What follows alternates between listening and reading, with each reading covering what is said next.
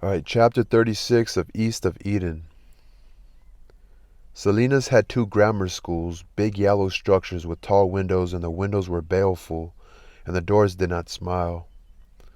These schools were called the East End and the West End, since the East End school was way to hell and gone across town, and the children who lived east of Main Street attended there.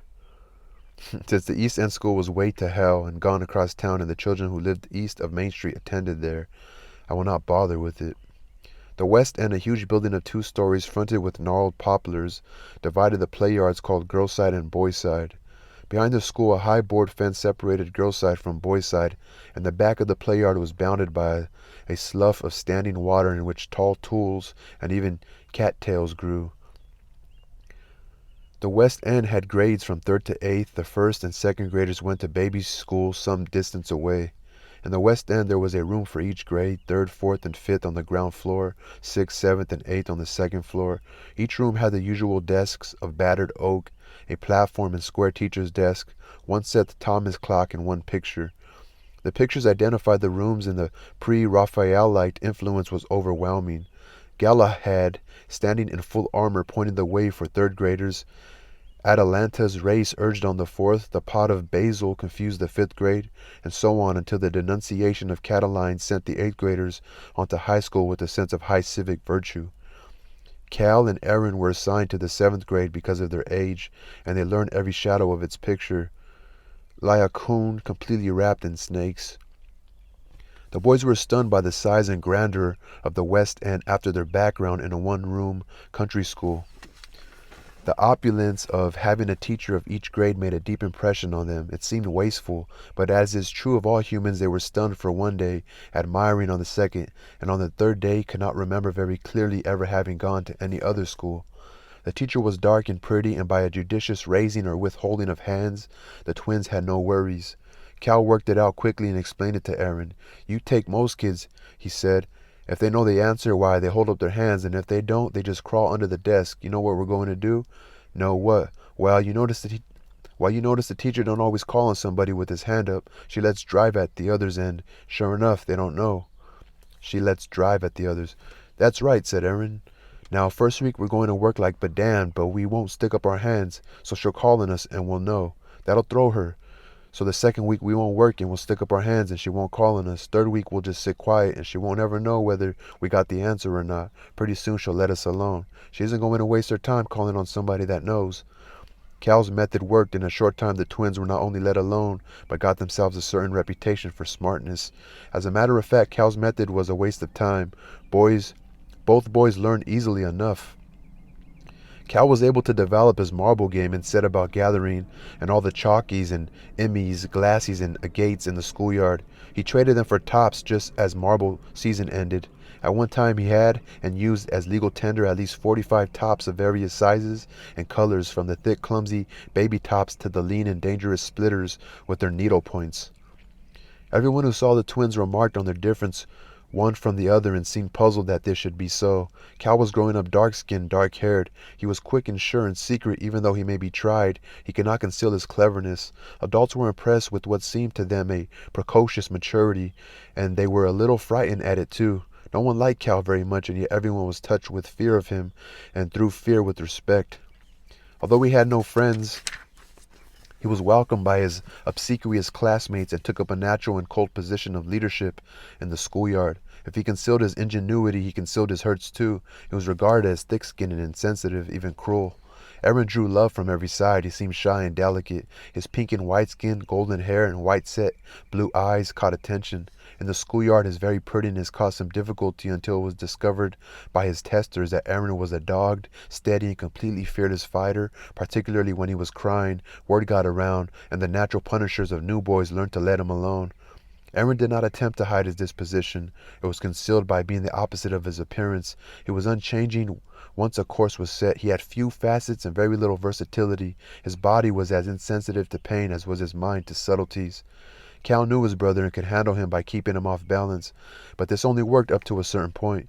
Cal had learned when to sidestep, when to run away. Change of direction confused Aaron, but that was the only thing that confused him.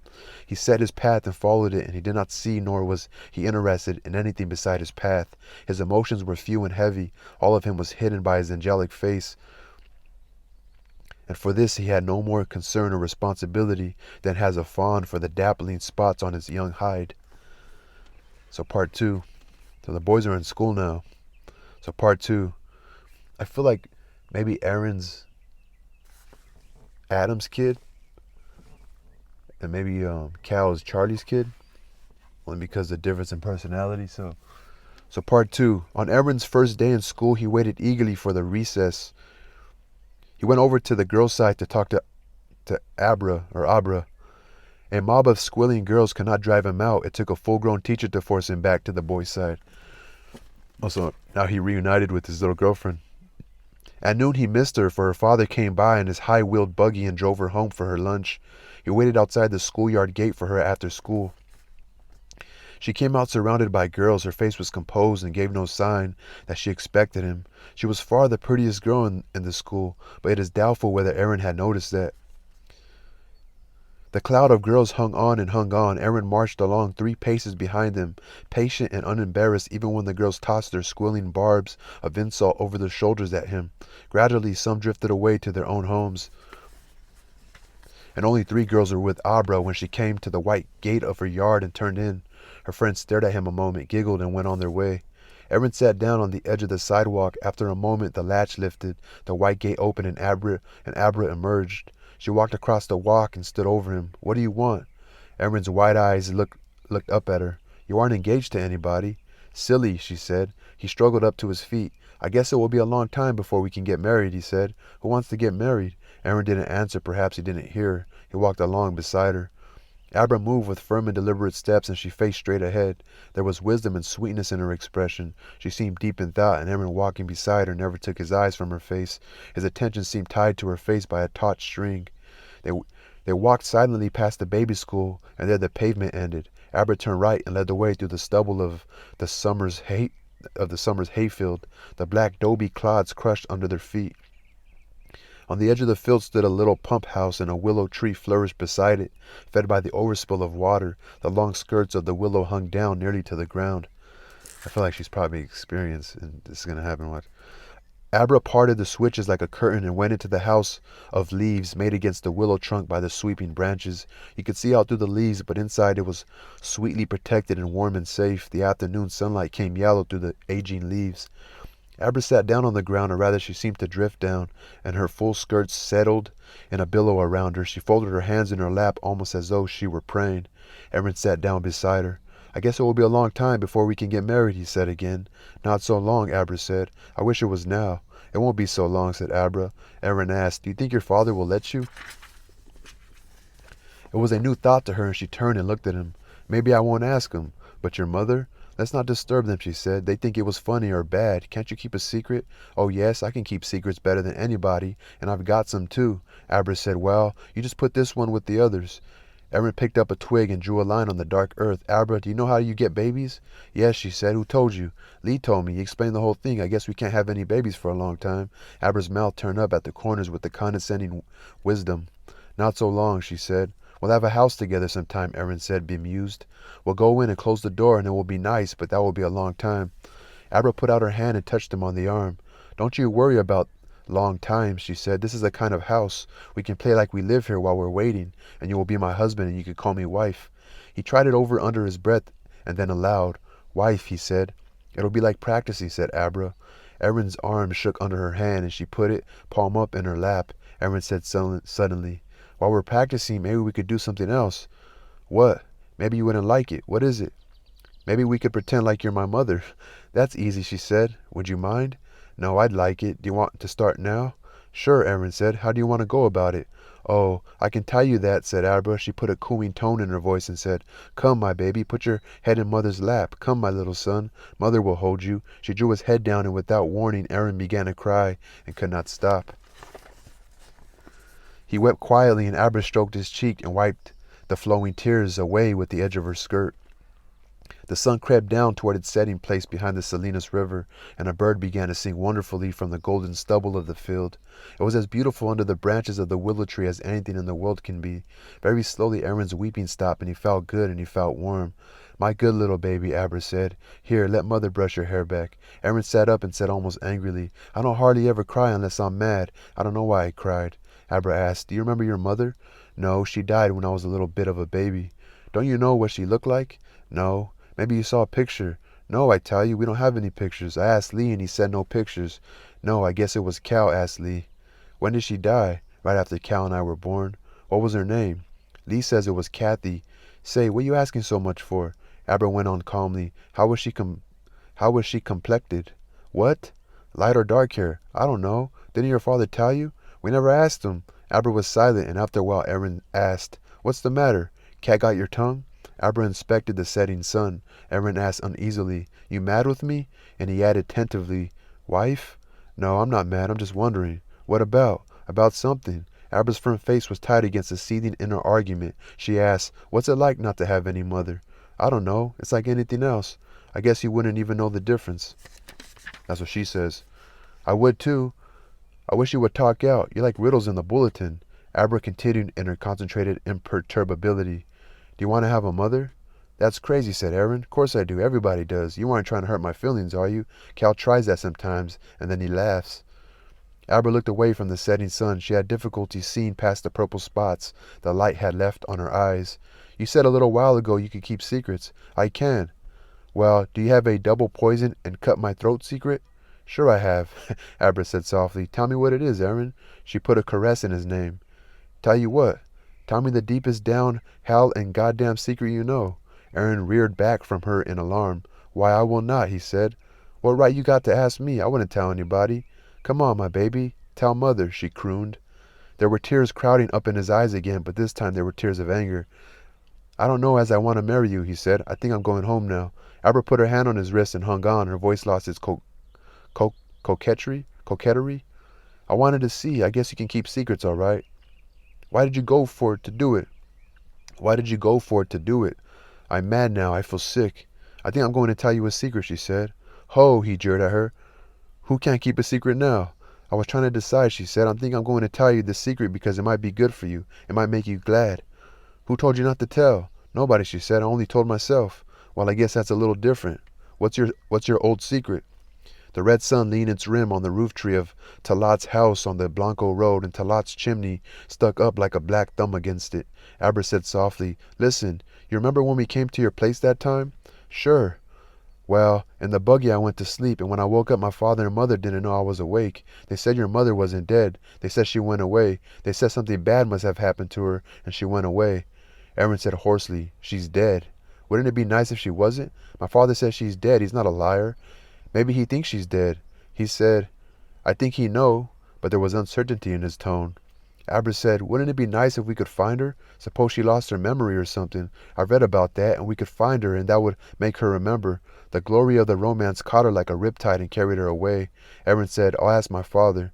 "Aaron," she said sternly, "what I told you was a secret." "Who says?" "I say. Now you just say after me. I'll take double poison and cut my throat if I tell." For a moment he hesitated, and then he repeated, "I'll take double poison and cut my throat if I tell." She said, "Now spit in your palm like this. That's right.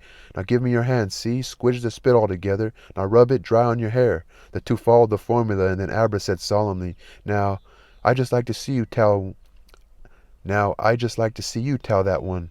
"I knew one girl that told a secret after that oath, and she burned up in a barn fire." The sun was gone behind Talat's house, and the gold light with it. The evening stars shimmered over Mount Toro.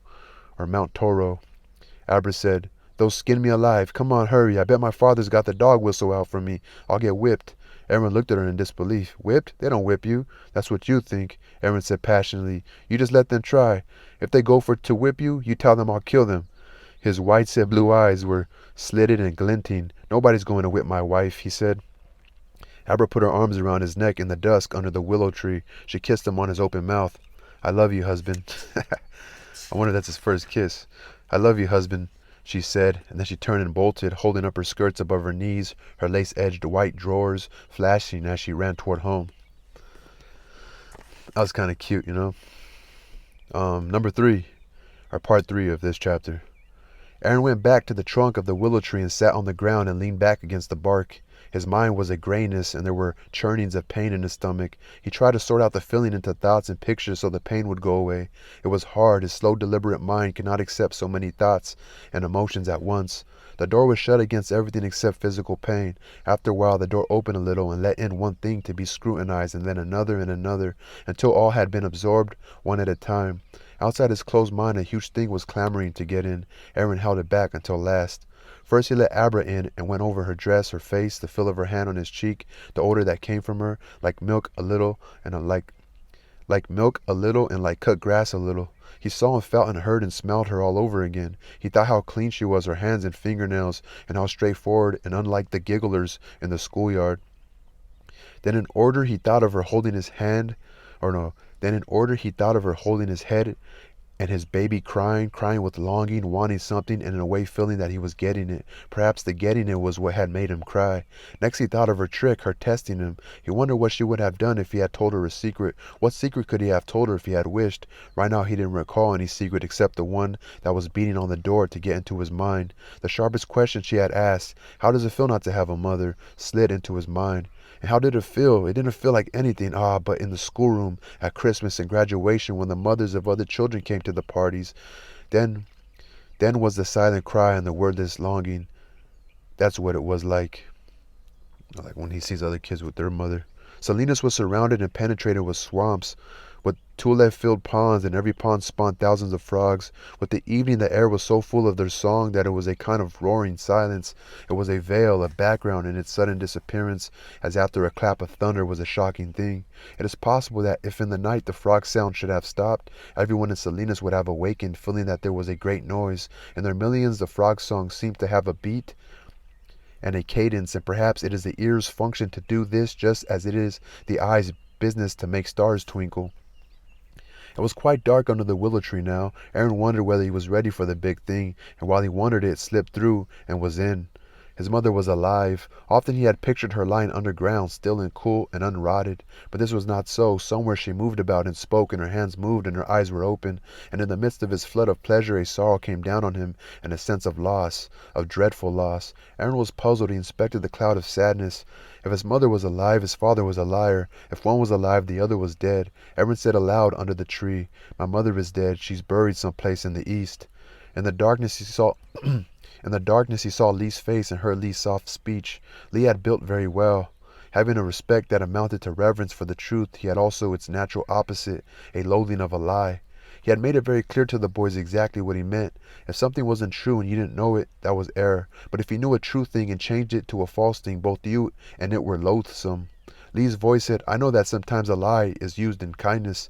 I don't believe it ever works kindly. The quick pain of truth can pass away, but the slow, eating agony of a lie is never lost. That's a running sore." And Lee had worked patiently and slowly, and he had succeeded in building Adam as the center, the foundation, the essence of truth. Aaron shook his head in the dark, shook it hard in disbelief. If my father is a liar, Lee is a liar too. He was lost. He had no one to ask. Cal was a liar, but Lee's conviction had made Cal a clever liar. Aaron felt that something had to die, his mother or his world. His solution lay suddenly before him. Abra had not lied. She had told him only what she had heard, and her parents had only heard it too. He got to his feet and pushed his mother back into death and closed his mind against her. He was late for supper. I was with Abra, he explained. After supper, when Adam sat in his new comfortable chair reading the Salinas Index, he felt a stroking touch on his shoulder and looked up. "What is it, Aaron?" he asked. "Good night, Father," Aaron said.